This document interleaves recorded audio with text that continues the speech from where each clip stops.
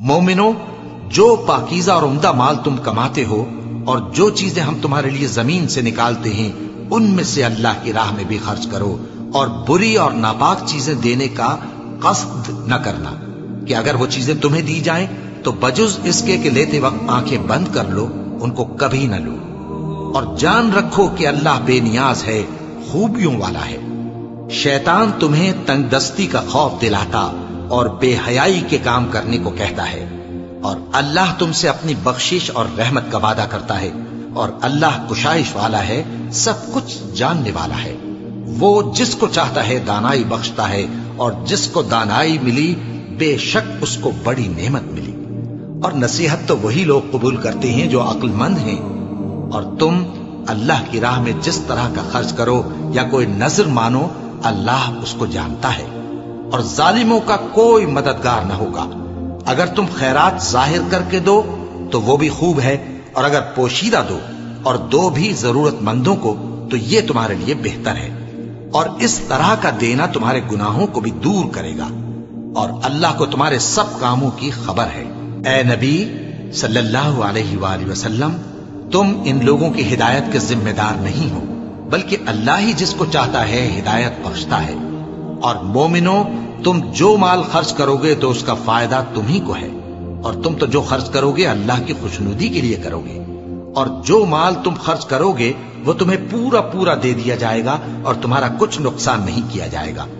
और हां, तुम जो खर्च करोगे तो उन हाजतमंदों के लिए जो अल्लाह की राह में रुके बैठे हैं और मुल्क में किसी तरफ जाने की ताकत नहीं रखते और मांगने से आर रखते हैं, यहां तक कि ना मांगने की वजह से नावाकिफ शख्स उनको तवंगर ख्याल करता है। और तुम क़ियाफे से उनको साफ पहचान लो कि हाजतमंद हैं, और शर्म के सबब लोगों से मुंह फोड़कर और लिपट कर नहीं मांग सकते। और तुम जो माल खर्च करोगे कुछ शक नहीं कि अल्लाह उसको जानता है। जो लोग अपना माल रात और दिन और पोशीदा और जाहिर अल्लाह की राह में खर्च करते रहते हैं, उनका सिला उनके परवरदिगार के पास है, और उनको क़यामत के दिन न किसी तरह का खौफ होगा और न गम। जो लोग सूद खाते हैं वो कब्रों से इस तरह हवास बाख्ता उठेंगे जैसे किसी को जिन ने लिपट कर दीवाना बना दिया हो।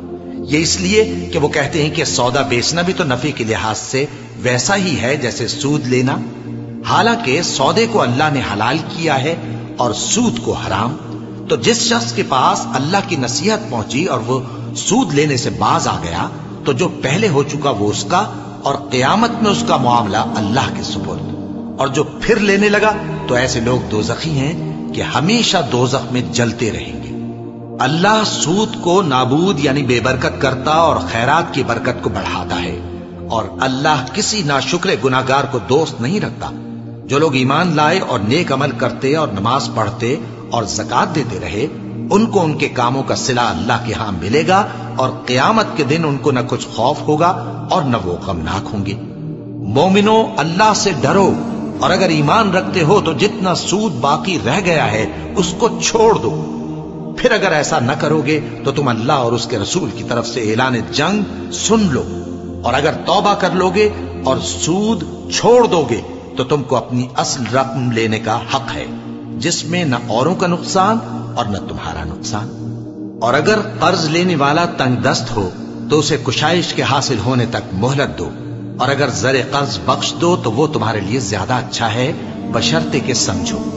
और उस दिन से डरो जबकि तुम अल्लाह के हुजूर में लौट कर जाओगे, और हर शख्स अपने अमाल का पूरा पूरा बदला पाएगा और किसी को कुछ नुकसान न होगा।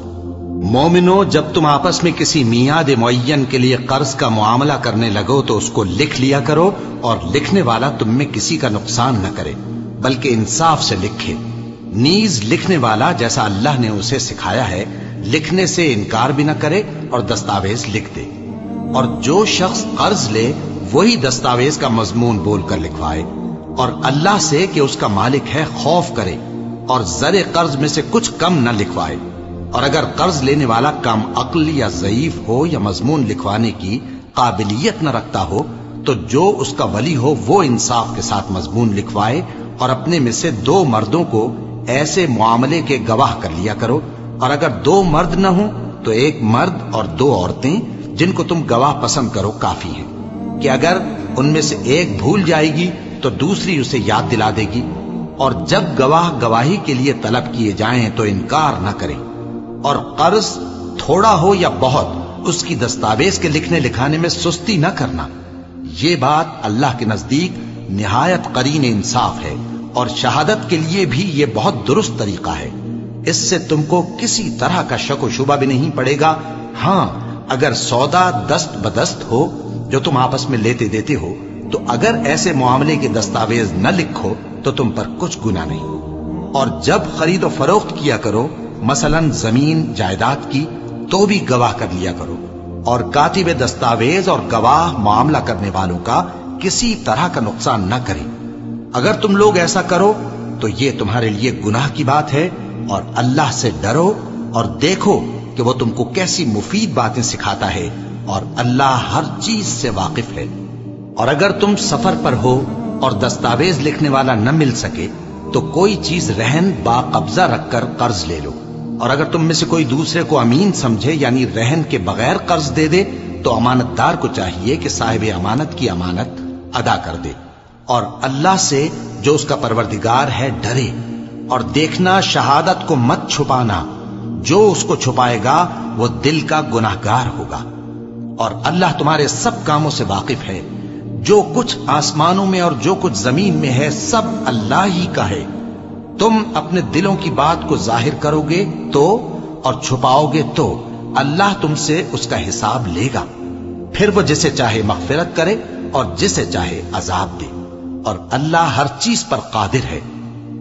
रसूलुल्लाह सल्लल्लाहु अलैहि वसल्लम इस किताब पर जो उनके परवरदिगार की तरफ से उन पर नाजिल हुई ईमान रखते हैं, और मोमिन भी सब अल्लाह पर और उसके फरिश्तों पर और उसके किताबों पर और उसके पैगंबरों पर ईमान रखते हैं, और कहते हैं कि हम उसके पैगंबरों से किसी में कुछ फर्क नहीं करते। और वो अल्लाह से अर्ज करते हैं कि हमने तेरा हुक्म सुना और कबूल किया। ऐ परवरदिगार, हम तेरी बख्शिश मांगते हैं और तेरी ही तरफ लौट कर जाना है। अल्लाह किसी शख्स को उसकी ताकत से ज्यादा का जिम्मेदार नहीं बनाता। अच्छे काम करेगा तो उसको उनका फायदा मिलेगा, बुरे करेगा तो उसे उनका नुकसान पहुंचेगा। ऐ परवरदिगार, अगर हमसे भूल या चूक हो गई हो तो हमसे मुआवजा न कीजियो। ऐ परवरदिगार, हम पर ऐसा बोझ न डालियो जैसा तूने हमसे पहले लोगों पर डाला था। ऐ परवरदिगार, जितना बोझ उठाने की हम में ताकत नहीं उतना बोझ हम पर न रखियो। और ऐ परवरदिगार, हमारे गुनाहों से दरगुजर कर और हमें बख्श दे और हम पर रहम फरमा। तू ही हमारा मददगार है, सो हमको काफिरों पर गालिब कर।